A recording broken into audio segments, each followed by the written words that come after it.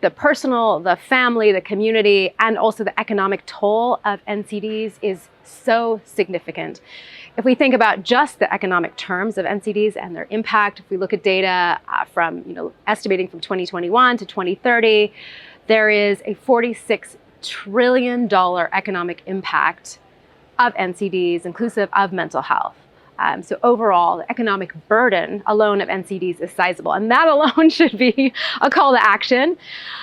And though, thinking about the human element, the right to health and the right to good health is something that we cannot achieve without ensuring that NCDs are well financed and that the services are delivered at last mile, so that anyone who's at risk of an NCD has information to prevent an NCD, and as well is able to get screened, diagnosed, and able to access treatment over the long term. There is exciting momentum that we've seen around universal health coverage, and that in part came out of the high-level meeting last year, but also with the impacts of COVID on so many health systems around the world, many countries looking at ways in which they could better finance healthcare overall to ensure that there would be greater access and just greater reduction overall in early deaths. And so as a result of that, then there's been many reforms in primary healthcare, including here in Rwanda, where we see just an incredible amount of leadership and investment in universal health coverage in primary healthcare,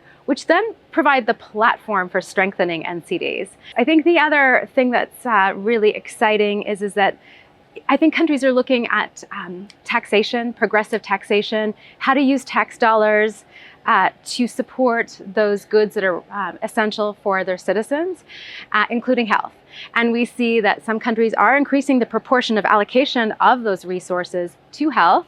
There are some great leaders that are demonstrating how to create the platform for financing primary healthcare, and integrating NCDs as part of that.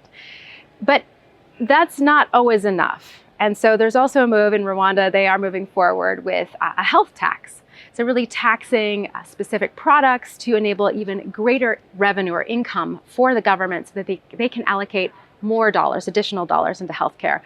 There's some complexity to those taxes, but in general, they have resulted in significant increase in allocations that go to health or to other social programs.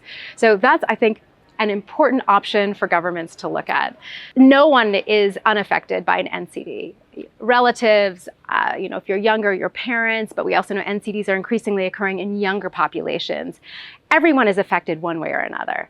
So I think fundamentally to be able to demonstrate your leadership for your populace by committing additional resources and action for NCDs is what needs to happen this year and on through the next decade.